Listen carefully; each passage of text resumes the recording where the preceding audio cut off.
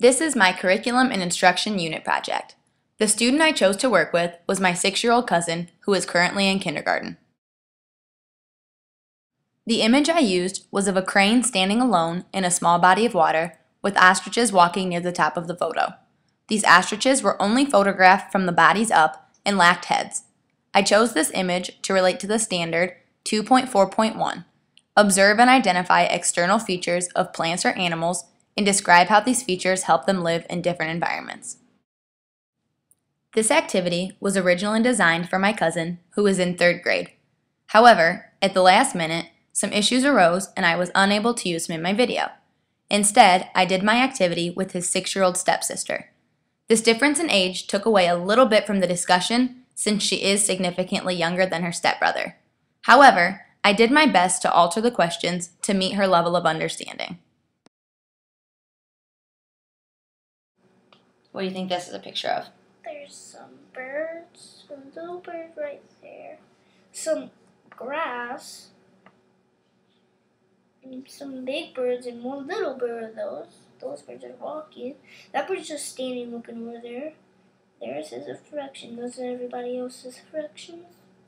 There, his legs up, and that's the water where the reflections are, and that's also the grass. During my image discussion, I felt like I was doing more of a science FAI than an actual discussion. I did not give my cousin any good feedback, nor did I even really have a discussion with her. I simply grilled her with questions.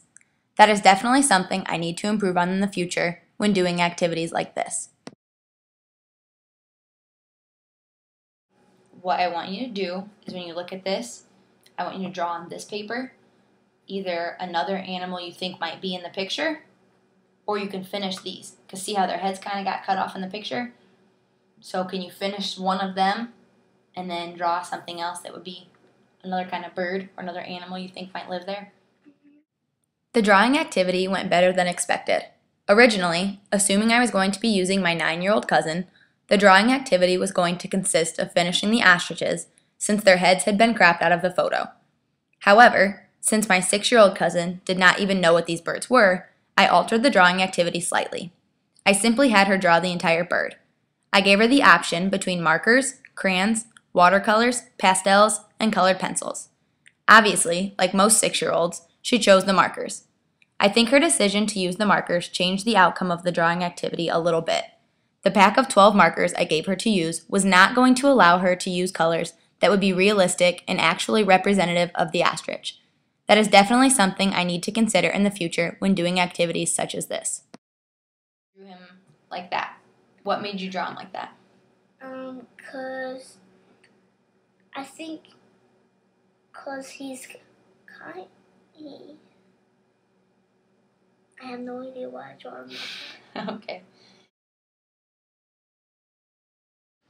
Reflecting on this activity, there are several things I would like to change or would do differently in the future. I would definitely have a backup plan, somewhat like a gear up or gear down type plan, just in case. I would make sure to have more of a discussion with my cousin instead of simply asking her question after question. I would not give a student at this age as many options when it comes to coloring because that altered the outcome of the drawing activity. And I also don't think that she actually learned anything from this activity.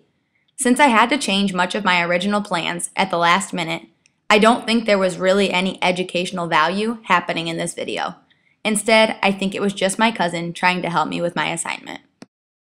Overall, I felt that the activity was really fun and something I could definitely implement in my future classroom. I feel that there is so much educational value in images, and with just a little more practice, I hope to become much better at using images in my teaching.